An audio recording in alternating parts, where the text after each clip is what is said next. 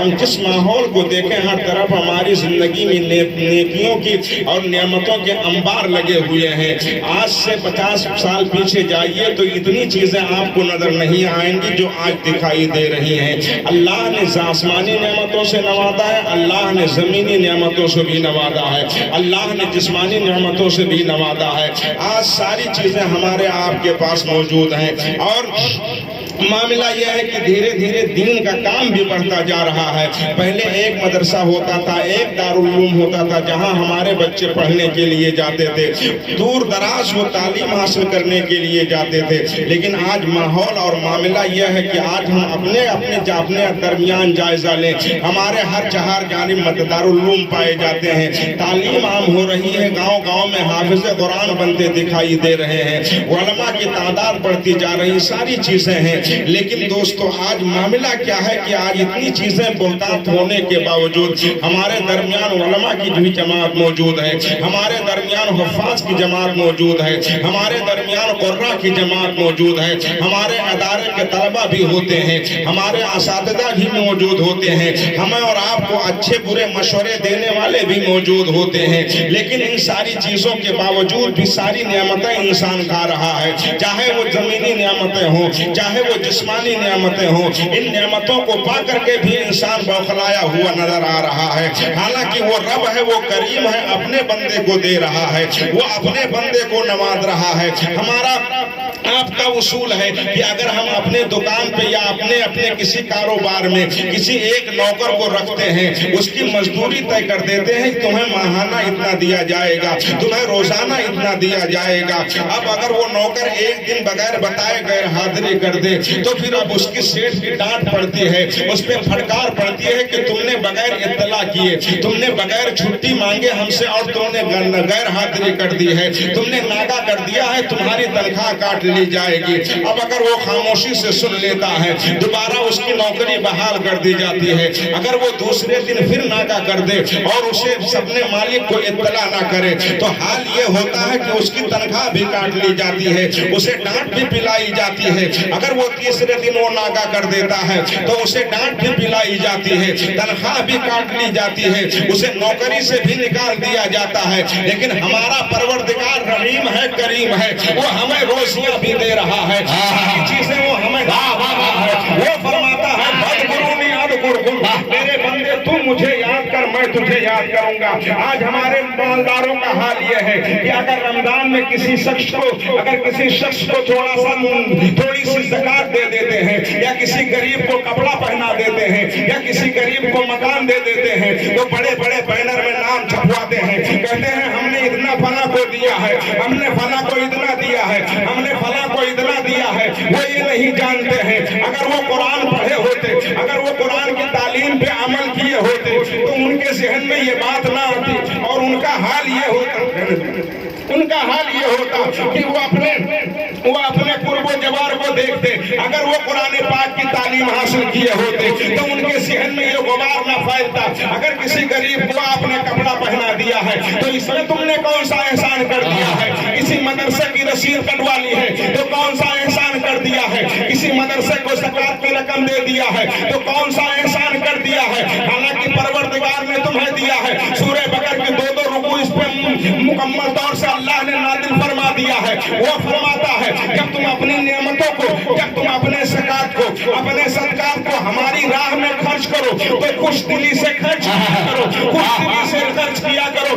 हमारा आपका माहौल है कि हम और आप थोड़ी सी दौलत पा करके बौखला जाते हैं। हम और आप ये सोचते हैं कि नहीं हम इसके मालिक हैं, हम बड़े ताजदार हैं, हम बड़े सखावत के धनी बन गए हैं। लेकिन हम भूल जाते हैं कि मांगने से भी सिवा मुझको अता करते हैं, को खिलाते हैं, इतनी दौलत पे इतराते हैं ये दुनिया वाले, इससे ज्यादा तो मेरे आका लौटा देते हैं। मसलके आला हजरत अल्लामा अब्दुल रशीद साहब क़िबला, इससे ज्यादा लुटा देते हैं। और आवाज आ रही है बरेली से, हमारे इमाम अहले सुन्नत सरफिल इश्क व मोहब्बत आला हजरत सरकार फाज़िले बरेलवी रज़ियल्लाहु तआला अर्ज़ाहु अल्लाह जब अपने आका के पावर को देखते हैं, नबी के अख्तियार को देखते हैं, नबी की असमत को देखते हैं, नबी की बुलंदी نبی کی طاقت کو دیکھتے ہیں, نبی کی سخاوت کو دیکھتے ہیں, نبی کے جود و کرم کو دیکھتے ہیں, تو بریلی کی جدائی سے جھوم کر کے اعلان فرما رہے ہیں, واہ کیا جود و کرم ہے, واہ کیا جود و کرم ہے, شہ پتہ تیرا سنتا ہی نہیں مانگنے والا, علی سنتا ہی نہیں مانگنے والا تیرا, تارے چلتے ہیں عطا کے وہ ہے قطرہ تیرا, تارے کھلتے ہیں سخا کے وہ ہے ذرہ تیرا, آسمان خان زمین خان زمانہ مہمان, صاحب خانہ لقب کس کا ہے تیرا تیرا, فرش والے تیری شوکت کا علو کیا جانے, خسروا عرش پہ اڑتا ہے تیرا تیرا, میں تو مالک ہی کہوں گا کہ ہو مالک کے حبیب, یعنی محبوب و محب نہیں تیرا. ہم پڑھے اگر ہم نبی کی عظمت کو دیکھے ہوتے, نبی کی سخاوت کو دیکھے ہوتے, تو ہم بوخلاتے نہیں, ہم بوخلاتے نہیں. یہ ساری نعمتیں اللہ نے دی ہیں, اور وہ دے کر کے ہم اور آپ کسی کو دیتے ہیں تو احسان دکھاتے ہیں, میں نے فلاں کو اتنا دیا ہے, میں نے فلاں کو اتنا دیا ہے. بڑے بڑے اخبار میں نام چھپتے ہیں اور بڑے بڑے لوگوں کے بیٹھ کر کے ڈیرے مارتے ہیں, حالانکہ ان کا یہ سب ہو جاتا ہے ہوا منصورہ کی شکل میں ہو جائے گا. اللہ تعالیٰ نے اپنے پاک کلام سورہ فرقان میں بڑی تفصیل سے ان نعمتوں کو بیان فرمایا ہے. رب نے فرمایا ہے, میرے بندے جب تم میری راہ میں خرچ کرتا ہے, اور اگر اس میں الذین هم یراؤون شامل ہوتا ہے, اگر وہ لوگ دکھاوا کیا کرتے ہیں, اگر تم نے دکھاوے کے لیے کیا ہے, اگر تم نے ناموری کے لیے کیا ہے, اگر تم نے اپنی واہ واہی کے لیے کیا ہے, تو حال یہ ہوگا کہ اگر تم نے کسی غریب کو پانی پلایا ہے, کسی کو روزہ افطار کرا دیا ہے, کسی کو شہری میں کھانا کھلا دیا ہے, کسی غریب کو کپڑا دے دیا ہے, تو ایسا ہوگا کہ ہم تمہاری اس محنت کو بیکار نہیں جانے دیں گے, اس لیے کہ تم نے ہماری راہ میں خرچ کیا ہے. لیکن اگر تم نے دکھاوا شامل کر دیا ہے, تو حال یہ ہوگا کہ جب تم نے دکھاوا شامل کیا ہے تو ہم تمہیں اس کے بدلے میں ہم دنیا میں دے دیں گے. اب ہم جب تمہیں دنیا میں دے دیں گے تو وہ انسان سمجھتا ہے کہ میں اللہ کے راہ میں خرچ بھی کرتا ہوں, اللہ کے راہ میں میں خرچ کر رہا ہوں, اور وہ دکھاوا کر رہا ہے. اب اس کی دولت بڑھ رہی ہے جو آخرت میں ملنے والی تھی, اب وہ دنیا میں ملتی جا رہی ہے.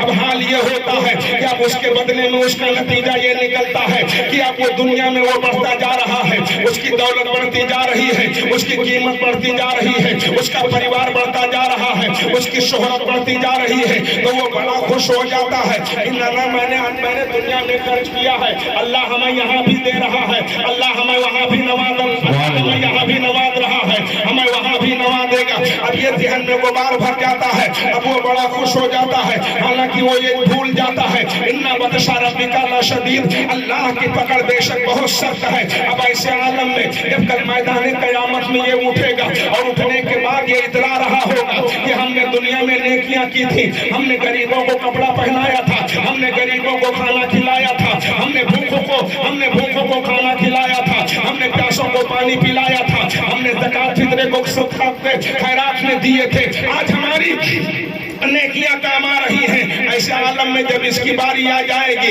جب بخشش کی باری آ جائے گی, تو حال یہ ہوگا رب تعالیٰ فرشتوں سے کہے گا, فرشتوں اس بندے کو ہماری بارگاہ میں حاضر کرو جو ہمارے نام پر دکھاوا کیا کرتا تھا, جو میں نے اسے دولت دیا تھا, وہ دنیا میں خرچ کیا کرتا تھا. اب ایسے عالم میں وہ بندہ جب رب کی بارگاہ میں پیش کیا جائے گا تو معاملہ یہ ہوگا, پروردگار فرمائے گا, میرے بندے تجھے میں نے دولت دی ہے, تو نے کہاں خرچ کیا ہے, تو نے کہاں خرچ کیا ہے. تو یہ رب کے سامنے بولے گا, ہاں مولا تو نے مجھے نوازا ہے, میں نے خرچ کیا ہے, میں نے تیرے بندوں کو پانی پلایا تھا, میں نے بھوکوں کو کھانا کھلایا تھا, میں نے کپڑا پہنایا تھا, ہم نے ہر طرح سے لوگوں کو نوازا تھا. مولا تیرا کرم تھا. تب رب فرمائے گا کہ تو نے یہ جو کچھ کیا تھا یہ ناموری کے لیے کیا تھا, یہ تو نے دکھاوے کے لیے کیا تھا, الذین هم یراؤون, تو نے دکھاوے کے لیے کیا تھا.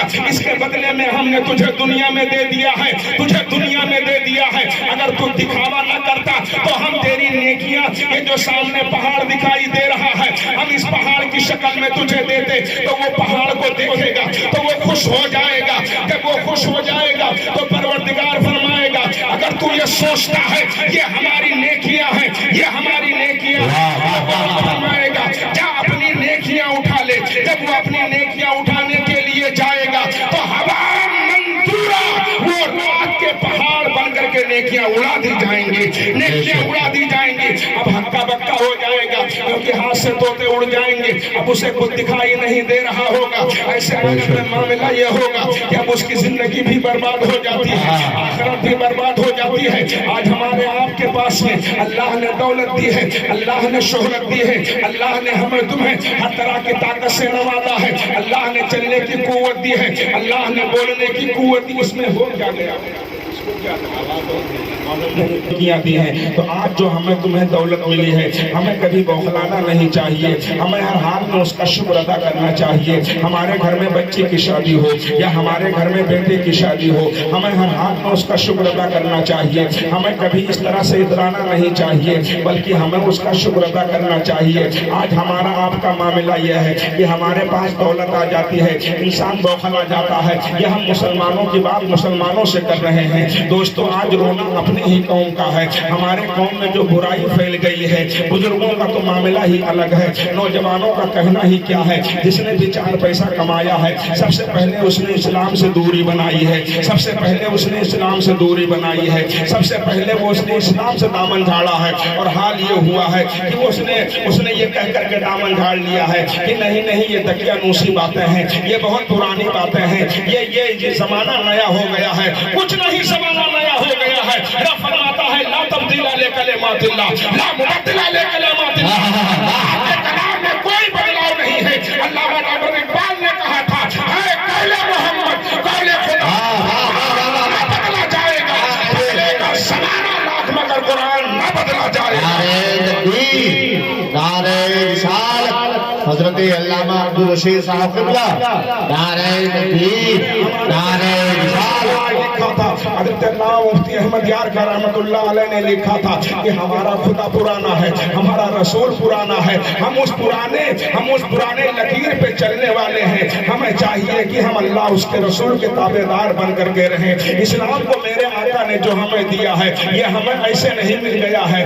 آج ہمارے قوم میں جو بلا گھستی جا رہی ہے، جس کے پاس چند پیسے آ جاتے ہیں، کوئی ڈی جے بجوا رہا ہے، کوئی رنگی نچوا رہا ہے، کوئی ناچ گانے کی منڈپ کو لگا رہا ہے۔ اور حال یہ ہوتا ہے ہمارے قوم کے نوجوان اس میں ڈانس کرتے ہیں۔ اپنے بیٹے کی ناچ کو باپ بیٹھ کر کے دیکھتا ہے، ماں بیٹھ کر کے دیکھتی ہے، بیٹا ناچ رہا ہے، بیٹیاں ناچ رہی ہیں۔ حال یہ ہے کہ زمانہ تباہ ہو کے رہ گیا ہے اور یہ ساری بلا بڑوں کے دروازوں سے آتی ہے۔ غریب تو ایسے ہی پس جایا کرتے ہیں، غریب ایسے ہی مر جایا کرتے ہیں۔ آج دیکھ لے ہر کوئی اس میں بوخلایا ہوا ہے کہ نہیں نہیں ہمارے گھروں میں یہ ہو رہا ہے، ہمارے گھروں میں یہ ہو رہا ہے۔ ساری چیزیں ان کا ہو گئی ہیں۔ حالانکہ میرے آقا نے نکاح کو بہت آسان بنایا تھا، نبی نے نکاح کو بہت آسان کیا تھا۔ جتنی ہی آسانی سے نکاح ہو جائے گا اتنی ہی اس میں برکت ہو جائے گی، اتنی ہی اللہ کی رضا شامل ہو جائے گی، رسول کی رضا شامل ہو جائے گی۔ لیکن آج ہمارا آپ کا معاملہ یہ ہے ہم نے نکاح کو کتنا مہنگا بنایا ہے،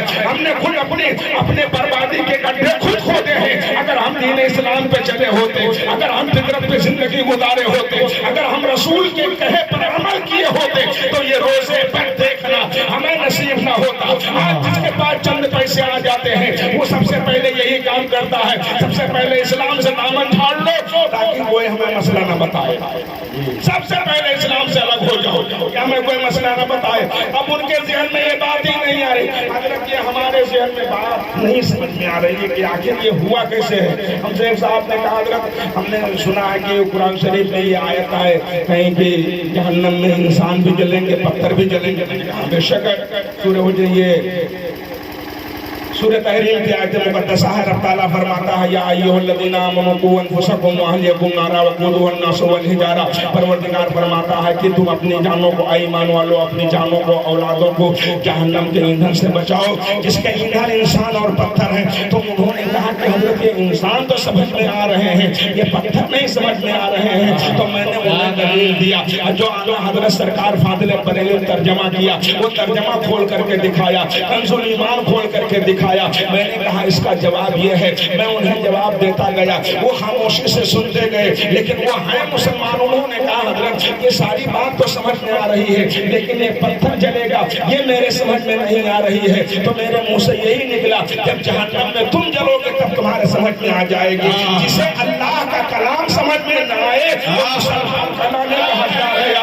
آج ہمارا ہے جب قرآن کی یہ باتیں پیش کی جاتی ہیں تو انسان کہتا ہے نہیں یہ باتیں ہماری سمجھ میں نہیں آ رہی ہیں. ایک دن سب سمجھ میں آ جائے گا. جیسے ہی زندگی سے جانا ہوگا ساری باتیں ہمارے شہر میں آ جائیں گی. ہمارے آقا صلی اللہ تعالیٰ علیہ وسلم نے کتنی محنت اور کتنی مشقت کتنے دکھ اور کتنی تکلیف اٹھا کر کے نبی نے دین کو پھیلایا تھا. اسی لیے دین دیا تھا. ہمارے گھر میں بچے کی شادی ہو ہم رنڈیاں بلائیں, ہم ان کا ناچ کروائیں, ہم بھڑووں کو بلا کر کے نچوائیں. اور حال یہ ہوتا ہے کہ ہمارے قوم کے نوجوان بیٹھ کر کے دیکھتے ہیں, بوڑھے دیکھتے ہیں اور وہ ٹھٹھی ٹھٹھی کرتے ہیں. آج تم ہنس لو, آج تم ہنس لو, کل قیامت کے میدان میں جس کو رب نے سورہ مطففین میں فرمایا ہے, سورہ صافات میں آیا ہے, جب اللہ تعالیٰ نیکوں کو ان کی نیکیوں کے بدلے میں جنت میں بھیجے گا اور حال یہ ہوگا کہ یہ گنہگاروں کو دیکھ کر جنت میں ہنس رہے ہوں گے.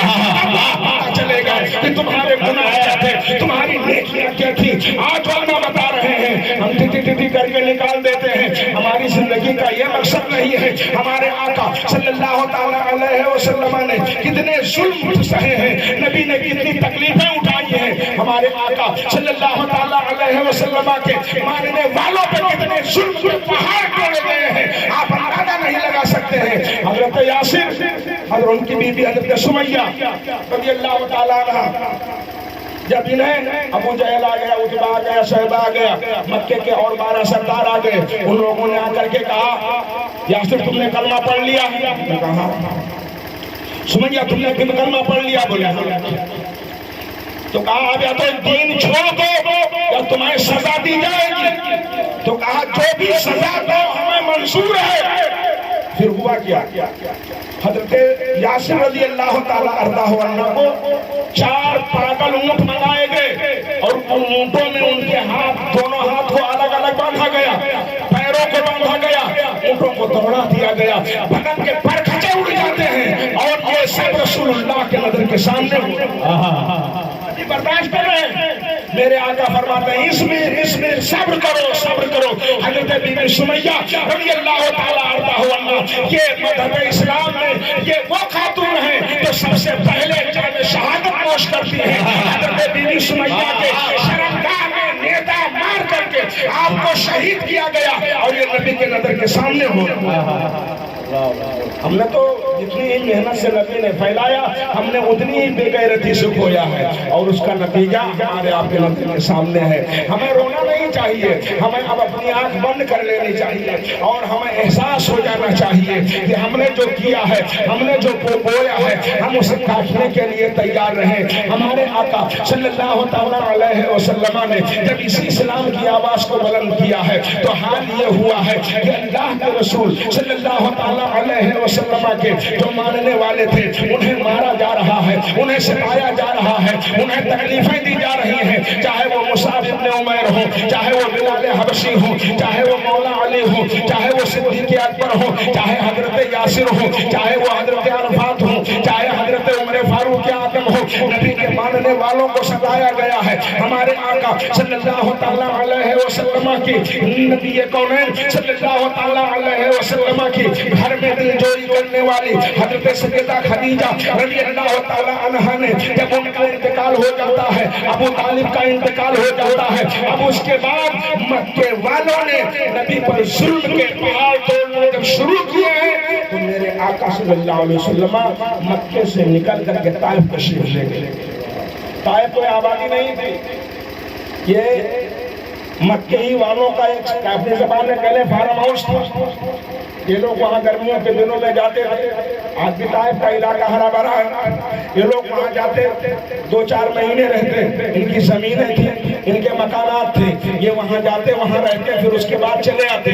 وہاں 3 سردار جو پہلے سے تھے, ہمارے آقا صلی اللہ علیہ وسلم نے سوچا کہ یہاں سے نکل کر کے اگر ہم طائف چلے جائیں اور اپنی بات ہم وہاں رکھیں تو ہو سکتا ہے وہاں بات بن جائے, لیکن مشیت मशीयत इलाही को छोड़ दी। अल्लाह के रसूल सल्लल्लाहु अलैहि वसल्लम ने लगभग 200 किलोमीटर का सफर पैदल, नबी ने पैदल सफर वो तय किया और अपने गुलाम ज़ैद इब्न हारिसा को साथ में लिए चले जा रहे हैं। और जब यहाँ से सफर करके इतनी दूर पहुंचे हैं तो हाल ये हुआ है कि जैसे पहले सरदार के पास गए तो जैसे मेरे आका ने इस्लाम की दावत पेश की, उसने कहा कि और कोई नबी नहीं मिला था अल्लाह को कि कोई नबी बना देता, तुम्ही को अपने नबी बनाया है, आप चले जाइए हमारे यहाँ से।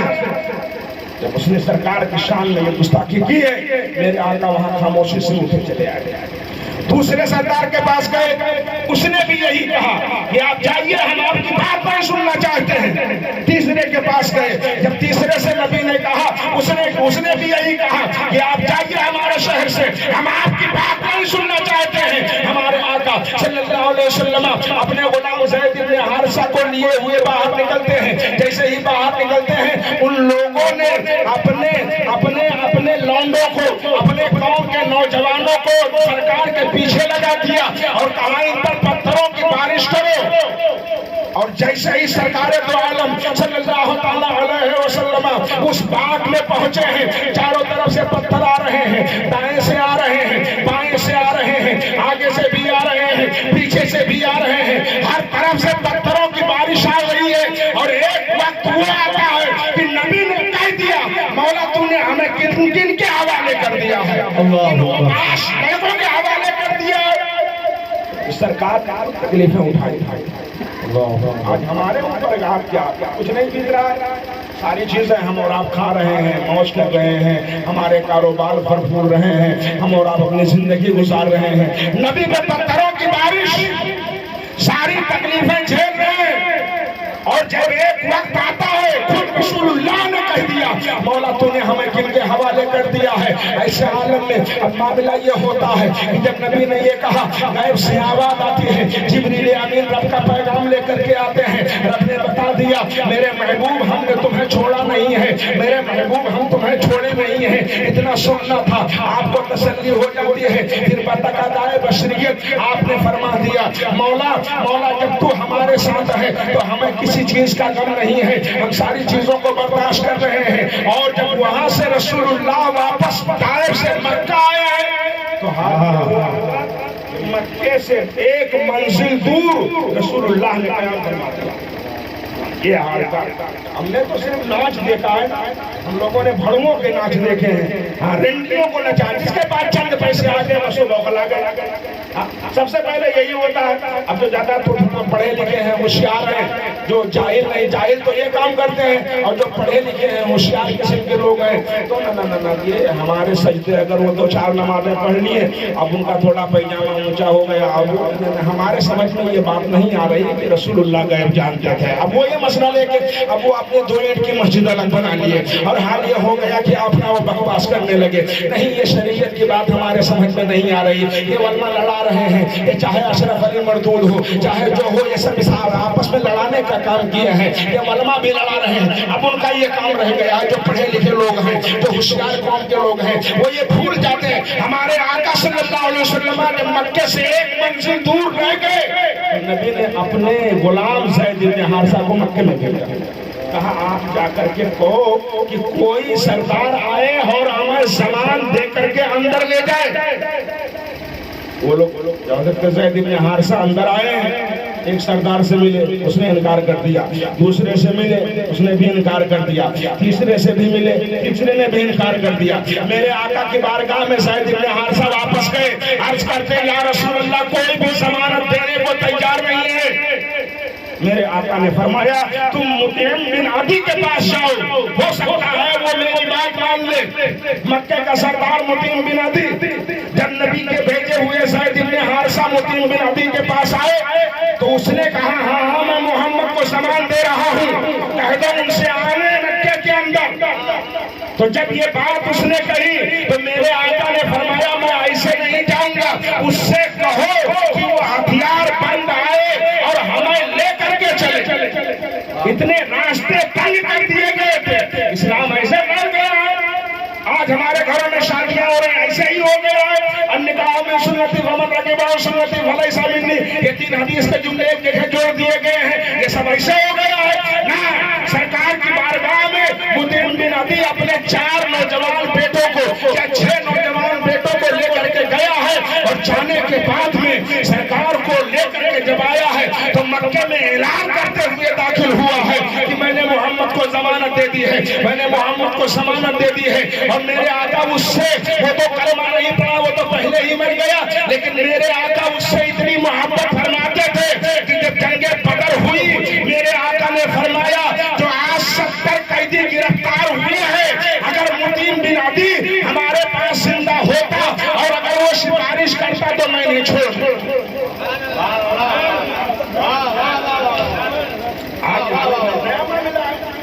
हम लोग तो बस वैसे ही सुन लेते हैं, हमें क्या चाहिए, हमें अगरबत्ती की फजीलत चाहिए, हमें घर में कितनी अगरबत्ती सुलगानी चाहिए। कोई कहले 3 अगरबत्ती, हाँ अल्लाह ताला ताक है, वो ताक को पसंद फरमाता है, हमें 3 सुलगानी चाहिए। हमें मदार पे कितनी चादर चढ़ानी चाहिए, हमें कितनी लुबान सुलगानी चाहिए, हमें इन चीजों में मजा आता है। हम भूल गए कि हमारे आका सल्लल्लाहु ताला अलैहि वसल्लम ने कितनी मेहनत से हम तक इस्लाम फैलाया है। अभी हमारे उस्ताद करीम उस्तादुल उलमा हजरत अल्लामा गुलाम रसूल साहब किबला सरकार के चचा सैयद शुहदा अमीर हमदा रज़ियल्लाहु ताला अर्दाहु अन्ना की जिंदगी पर एक इजमाली रोशनी डाल करके अपनी बात को आगे बढ़ा दिए। ये भी रसूलुल्लाह के नजर के सामने हुआ। 15 शव्वाल में सन 3 हिजरी में ये जंग होती है। नबी के नजर के सामने सैयद शुहदा अमीर हमदा के बदन को मसला किया जाता है, कान को शहीद किया जाता है, नाक को शहीद किया जाता है, कान जुबान काटी जाती है,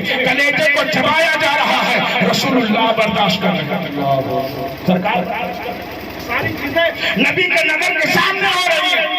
जो लोग कलमा पढ़ते थे यानी हम भी मुसलमान हैं, हम भी मुसलमान हैं, हम भी मुसलमान हैं, उनकी ठगनी हो गई, अलग हो गए।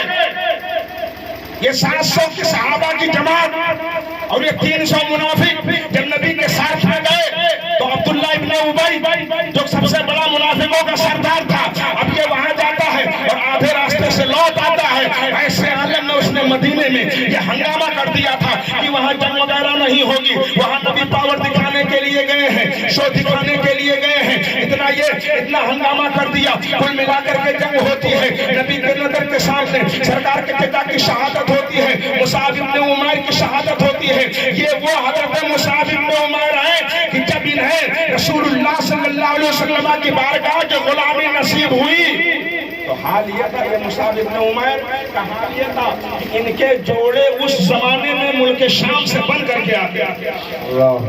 जैसे हमारे मुल्क में हमारे मुल्क के वजीर आजम पंडित जवाहरलाल नेहरू के जोड़े कभी जर्मनी से बन के आते थे, ऐसे उनके जोड़े मुल्क शाम से बन के आते और वो रोजाना पहनते। लेकिन हाल ये हुआ कि जब उन्होंने नबी का कलमा पढ़ा और सरकार की बारगाह में आए, अब जब घर गए तो उनके चचा ने दबाव डाला, बाप का इंतकाल हो गया था। कहा ऐ मुसाब, अगर तुम नबी के गुलामी नहीं छोड़ोगे तो तुम्हारे लिए एक ही रास्ता है कि घर से निकल जाओ। घर से निकल अब ये हुआ कि तुम ये तुम्हारे बाप पर जो तुम्हारे बदन पर कपड़ा है ये तुम्हारे मुशरिक बाप का है। आपने एक कपड़ा जो उतार के फेंक दिया। बरहना सरकार की बारगाह में आए, सिद्दीक अकबर ने चादर दे दिया, उसी चादर को लपेटे हुए थे। और जब बैठे हुआ उला बैठे हुआ सानी होती है, जब मदीने के 100 सहाबा की जमात तैयार हो जाती है, तब उन्होंने कहा था या रसूल अल्लाह हमें पढ़ाने के लिए कोई नौकरी दीजिए, हमें कोई कारी दीजिए। अब जब नबी कौन सल्लल्लाहु अलैहि वसल्लम ने हिजरत से पहले मुसाब इब्न उमैर को मदीने का नौकरी बना करके भेज दिया, और जब दूसरे साल आते हैं तो हाल ये होता है कि मुसाब इब्न उमैर की मेहनत से रसूलुल्लाह के दामने नबूवत में मदीने के 100 अंसार सहाबा ईमान लेकर के इस्लाम में दाखिल हो जाते हैं। जब अल्लाह के रसूल सल्लल्लाहु अलैहि वसल्लम परचम में इस्लाम लेकर निकले तो वो तहबा ने पूरा बदन नंगा था, एक ही चादर पूरी जिंदगी लपेटे रहे। सरकार की बारगाह में आ गया, नबी कौन सल्लल्लाहु अलैहि वसल्लम की बारगाह में अर्ज़ की, या रसूल अल्लाह परचम इस्लाम हमें दीजिए। मेरे आका ने फरमाया जानते हो इस परचम की कीमत क्या है? उन्होंने कहा या रसूल अल्लाह फरमाएं। मेरे आका ने फरमाया जिसके हाथ में ये परचम हो, पहली शर्त यह है कि वो मैदान छोड़ के भागे ना। कहा या रसूल अल्लाह मंजूर है। जिसके हाथ में ये परचम हो वो कभी अपने साथियों में वरगलाए ना, कभी गलगलाना पैदा करे, चाहे पूरी जमात शहीद हो जाए उसके कदम न हटे। कहा या रसूल अल्लाह ये भी शर्त मंजूर है। कहा या रसूल तीसरी शर्त क्या है? मेरे आका ने फरमाया जिसके हाथ में ये परचम हो वो कभी मैदान छोड़ करके भागे ना। उन्होंने कहा या रसूल अल्लाह परचम इस्लाम हमें दीजिए। उन्होंने परचम इस्लाम ले लिया, नंगी पीठ है, बदन पे तहबंद बांधे हुए हैं, सबसे आगे आगे चले जा रहे हैं। नबी के मुशाबत है मैदान उहद में जब इनकी शहादत होती है, ऐसे आलम में नबी कौनैन सल्लल्लाहु ताला अलैहि वसल्लम के मौजूदगी में हजरत मुसाब इब्न उमैर की शहादत होती है। ऐसे आलम में मामला ये होता है, मेरे आका सल्लल्लाहु ताला अलैहि वसल्लम ने हुक्म दे दिया कि जितने आंसर सहाबा शहीद हुए हैं उन्हें एक जगह दफन कर दिया जाए और मेरे चचा अमीर हमजा और मुसाब इब्न उमैर को एक जगह दफन कर दिया जाए। आज भी इन सहाबा की कब्रों से जन्नती खुशबू निकलती रहती है, जन्नती हमारे आका सल्लल्लाहु ताला अलैहि वसल्लम ने ये सब कुछ बर्दाश्त कर करके इस्लाम को हमारे हवाले कर मामला हमने जितनी बेगैरती से खोया है, एक एक दिन हमारी जिंदगी, ये तो शादी की महफिल है, खुशी की बातें की जाए, वरना अगर हम बोलने पर उस बातों पे आ जाए तो हम आपको उधेड़ कर रख सकते हैं। और कुरान पाक की आयतों से, सूरतों से हम दो चार प्यारा साबित कर सकते हैं कि हमारी जिंदगी कोई माने नहीं है। जो कुछ है अल्लाह का एहसान है, फरमा दिया है कुल्लु मन अलैहा, हर चीज को फना है, वह अपना वजह रब्बिका दुल जलाले वल इकराम, बाकी रहने वाली रब के साथ है। उसने बता दिया है मा अताकुमुर रसूल फखुदूहु वमा नहाकुम अन्हु फंतहू, मेरा महबूब जो दे उसे ले लो, इससे मना फरमाए उससे दूर हो जाओ। इसीलिए आज भी बरेली सी आवाज आ रही है, जो लोग दुनिया में इतरा रहे हैं, दौलतें पा करके बौखला रहे हैं, दौलतें पा करके इतरा रहे हैं, अपनी शोहरत पे इतरा रहे हैं, तो बरेली से आज भी आवाज आ रही है, शहजादे आला हजरत हुजूर मुफ्ती आज़म हिंद मुस्तफा रज़ा खां रज़ियल्लाहु ताला अन्हु के नवासे सरकार ताजुश शरीयत ने जमाने को बता दिया, जहां पानी अता कर दे भरी जन्नत अता कर दे, नबी मुख्तार है जिसको जो चाहे अता कर। नारे तकबीर, नारे मसलके आला हजरत फैजाने हुजूर वाली शरीयत, नारे तकबीर का माहौल ये है, हमारी जिंदगी का मकसद ऐसे गुजर जाएगा, ऐसे नहीं है दोस्तों। हमारी जिंदगी बड़ी कीमती है, हमारे आका ने बड़ी मेहनत से हमको दीन दिया है, हमें दीन पे चलने की तौफीक बख्शी है। हमारे आका सल्लल्लाहु ताला अलैहि वसल्लम के मानने वालों को जिस तरह से बताया गया है, खुद नबी कौनैन सल्लल्लाहु ताला अलैहि वसल्लम के मानने वालों पे जो जुल्म और बर्बरियत के पहाड़ ढाए गए हैं, बड़ी मशहूर बात कह करके हम बात को आगे बढ़ाएं। यही जंग उहद का मामला है। जंग उहद में,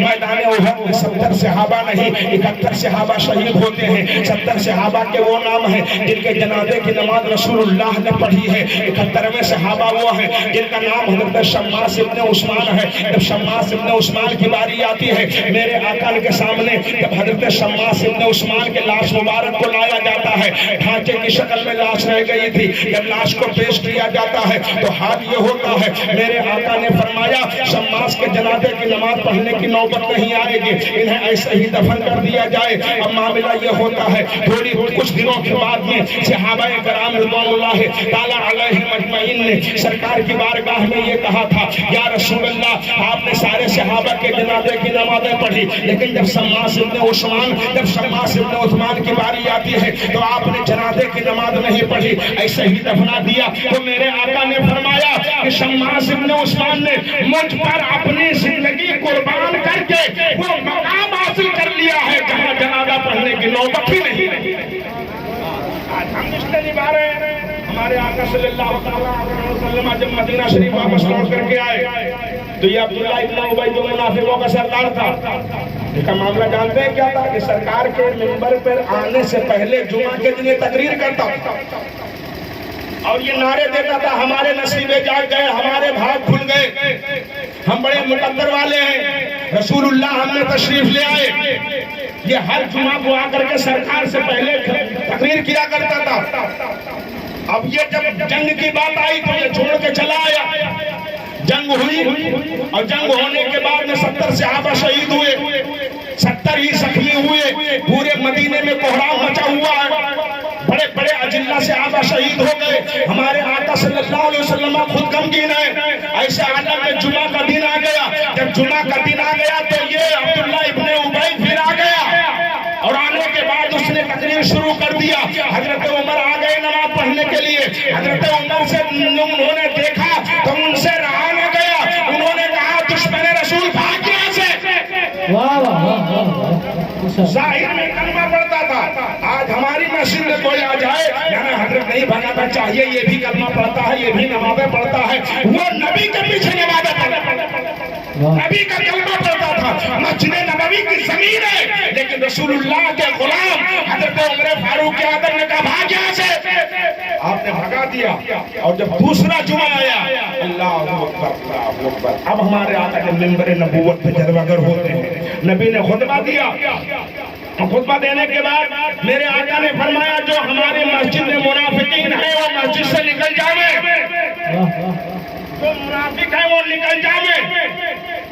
کون لوگ تھے؟ کلمہ پڑھتے تھے, نبی کے پیچھے نمازیں پڑھتے تھے. آج ہمارا آپ کا معاملہ یہ ہے سمجھوتا کیا جائے, یہ لوگ بھی کلمہ پڑھتے ہیں, یہ لوگ بھی نمازیں پڑھتے ہیں, یہ لوگ بھی نبی کے نام کا نعرہ لگاتے ہیں, نہیں نشے رکھنے دیا جائے. میرے آقا نے فرمایا ابھی تمہاری خیر ہے, ہم تمہارا نام نہیں لے رہے ہیں, اب تم مسجد سے نکل جاؤ. ایک مرتبہ, دو مرتبہ, 3 مرتبہ جب میرے آقا نے اعلان کیا, جب کوئی نہیں اٹھا, اللہ کا حکم آ گیا میرے محبوب اب ان کا نام لے لے کر کے نکالو. ہمارے آقا صلی اللہ تعالیٰ علیہ وسلم نے ان کا نام لے لے کے نکالنا شروع کر دیا. ایک کونے سے نکالے جا رہے ہیں, دوسرے کونے سے نکالے جا رہے ہیں, تیسرے کونے سے نکالے جا رہے ہیں. اور جب یہ نکال دیے گئے تو انہوں نے ایک مسجد بنائی جس کا نام مسجد درار رکھا, جو نقصان دینے والی مسجد جس کا ذکر سورہ توبہ میں آیا. اللہ نے بیان فرمایا اور انہوں نے سرکار کی بارگاہ میں آ کر کے کہا کہ یا رسول اللہ, آپ نے ہمیں مسجد سے نکال دیا تھا, ہم نے اپنی مسجد الگ بنائی ہے, آپ چل کر کے وہاں نماز پڑھا دے. میرے آقا نے فرمایا میں نماز تو نہیں پڑھانے جاؤں گا تب تک کہ رب کا حکم آ گیا. میرے محبوب نماز پڑھانے کی بات تو بہت دور کی بات ہے, میرا حکم ہے کہ اسے جلا دیا گیا. صحابی کے نام آئے حضرت علی اور حضرت مالک بن دکشم. یہ 2 صحابی جب ہوئے تیار, نبی نے نام لے کے فرمایا جاؤ جلا دو. جب چلنے لگے تو حضرت علی جب چلے تو ساتھ مالک بن دکشم, انہوں نے آگ کا گولا تیار کیا اور انہوں نے موسم کہا کہ سرکار نے حکم دیا ہے کہ پوری مسجد جلا دی. انہوں نے کہا اب ہمیں وہاں جو اندر مل جائے گا ہم اسے باہر نہیں نکالیں گے, نبی کا حکم ہے ہم اسے جلا کے رکھ. آج ہمارا آپ کا معاملہ, ہم اور آپ بیٹھتے رہتے نہیں ایسے نہیں, ایسے کرنا چاہیے, یہ بھی نبی کے ماننے والے ہیں, یہ بھی نبی کے چاہنے والے ہیں. راز تو بول تو وہاں کھلے گا جب اللہ اس کے رسول کی بارگاہ میں پیشی ہوگی. یہی جنگ احد کا معاملہ ہے. وہ بات ذہن میں آ رہی تھی اور پھر میں آپ کے ذہن تک پہنچا رہا ہوں تاکہ بات مکمل ہو جاوے. آج ہم نبی کے ماننے والے ہیں لیکن نبی سے ہمیں کتنی محبت ہے, نبی سے ہمیں کتنی چاہت ہے. میرے دوستوں کبھی غور کر کے دیکھو اسلام نے کتنا بلند و بالا مرتبہ تمہیں مقام عطا فرمایا ہے. نبی کے صدقے میں عزت ملی ہے, نبی کے صدقے میں ساری شہرت ملی ہے. ہم بھول جاتے ہیں, ہمارا آپ کا حال یہ ہے کہ کھاتے ہیں تیرے در کا, پیتے ہیں تیرے در کا, پانی ہے تیرا پانی, دانا ہے تیرا دانا, یہ ساری نعمتیں ہمیں مل رہی ہیں لیکن ہم بھول جاتے ہیں. لیکن یہ کون لوگ نہیں بھولے ہیں, یہ مدینہ طیبہ کی زمین ہے. میدان احد میں جنگ ہوتی ہے اور جنگ ہونے کے بعد میں جب سرکار کے قدر شہید ہو جاتے ہیں, مصعب بن عمیر شہید ہو جاتے ہیں, تو کسی نے یہ ہنگامہ کر دیا تھے, کسی نے یہ ہنگامہ کر دیا کہ ماذ اللہ رسول اللہ شہید ہو جاتے ہیں, نبی شہید ہو گئے ہیں. اتنا سننا تھا, پورے مدینے میں کوہرام مچ جاتا ہے. قاری صاحب پورے مدینے میں زلزلہ آ جاتا ہے. بچے تو بچے ہیں, بوڑھے ہیں, بوڑھی مائیں ہیں, بوڑھے مرد ہیں, وہ سب نکل پڑتے ہیں. سب کا ایک ہی نعرہ تھا, سب کا ایک ہی نعرہ تھا کہ جب نبی نہیں رہے تو ہمارا جینا بیکار ہے, جب نبی نہیں رہے تو ہمارا رہنا بیکار ہے, جب ہمارے آقا نہیں رہے تو ہمارا یہاں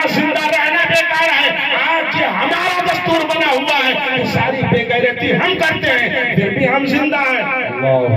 ہم پر اللہ کا عذاب نہیں آ رہا ہے. جبکہ اللہ کے رسول صلی اللہ علیہ وسلم نے بہت پہلے فرما دیا تھا اذا اتخذ الفیء ودالا والامانۃ مکرما والزکاۃ مکرما وتعلف لغیر الدین واتى الرجل امراته واقبع امه وادنى صديقه واقصى اباه وظهرت الاصوات في المساجد وسأل القبيلة فاسقهم وكان دائم القوم ارذلهم واكرم الرجل مقافة شره وشربت الخمور والآخر هذه الأمة اولها فارتكبوا عند ذلك ريحا دنگراتن و خسخن و مسخن و قدفن و آیات تدبو کا نظام القطع فصل کو فتابعو. یہ خود ہمارے آقا نے فرمایا تھا. ہمارے آقا صلی اللہ تعالی علیہ وسلم نے کعبے کے دروازے کے کنڈے کو پکڑا اور نبی نے پکڑ کر کے اعلان فرما دیا کہ ایک زمانہ آئے گا کہ جب لوگ مال امانت مال غنیمت شمار کریں گے, زکات دینا بوجھ محسوس کیا جائے گا, تعلیم صرف دنیا کے لیے حاصل کی جائے گی, اور جب شوہر بیوی کا غلام ہو جائے گا, وہ ابا امہ ماں کا نافرمان ہو جائے گا, وہ ادنا صدیقہ ایرے گہرے کو قریب بلائے گا, وہ اقصی اباہ اپنے باپ کو اپنے سے دور کر دے گا, وہ جہرت الصوت فی المساجد اور جب مسجدیں پنچایت گھر بنا دی جائیں گی, وہ اکرم الرجل مکافۃ شرہ اور جب بڑے آدمی کی تعظیم بڑے آدمی کی عزت اس سے ڈر کر کے کی جائے گی, نہ کہ اسے واقعی قابل تعظیم سمجھ کر کے. وہ سادل قبیلۃ فاسقہم اور قبیلے کا سردار قوم کا رہبر سب سے گھٹیا انسان کو بنا دیا جائے, وہ دارت القینات والمعازف اور جب گانے بجانے کا رواج عام ہو جائے, وہ شربت الخمور اور جب لوگ شراب پینے لگے, تب میرے آقا نے فرمایا تھا عند ذلک ریح حمراء تم پر بڑی بڑی سرخ سرخ آندھیاں آئیں گی, وہ دلدلۃ اور زلزلے آئیں گے, وہ خسفن اور شکلیں بگاڑی جائیں گی, وہ مسخن زمین میں دھسایا جائے گا, وہ قذفن آسمان سے پتھروں کی بارش ہوگی, وہ آیات تتبع کا نظام القطع فصل کہو فتتابعو اور ایسے ہی بلاؤں کا نزول شروع ہو جائے گا, جیسے ہاتھ میں تسبیح ہو بھاگا دانے بکھرنے شروع ہو جائے گا, ایسے بلاؤں کا نزول شروع ہو جائے گا. آج سارے گناہ ہم کر رہے ہیں, کون ایسا گناہ نہیں ہے جو ہمارے قوم میں نہ پایا جا رہا ہو, ہمارے قوم کے نوجوانوں میں کون سی ایسی برائی نہیں پائی جا رہی ہے. شراب, اگر شراب کی بات آتی ہے تو قوم مسلم پی رہا ہے, جوئے کی بات آتی ہے قوم مسلم میں نام آ رہا ہے, اگر سود خوری کی بات آئے تو مسلمانوں کا نام آ رہا ہے, چوری کی بات آئے تو مسلمانوں کا نام آ رہا ہے, ساری برائی کی بات آئے حرام خوری کی بات آئے تو مسلمانوں کا نام آ رہا ہے, ساری بربادی آخر یہ ہوا کیسے, آخر یہ معاملہ کیسے ہوا. تو ڈاکٹر اقبال نے کہا تھا کیسے قرآن, اگر ہم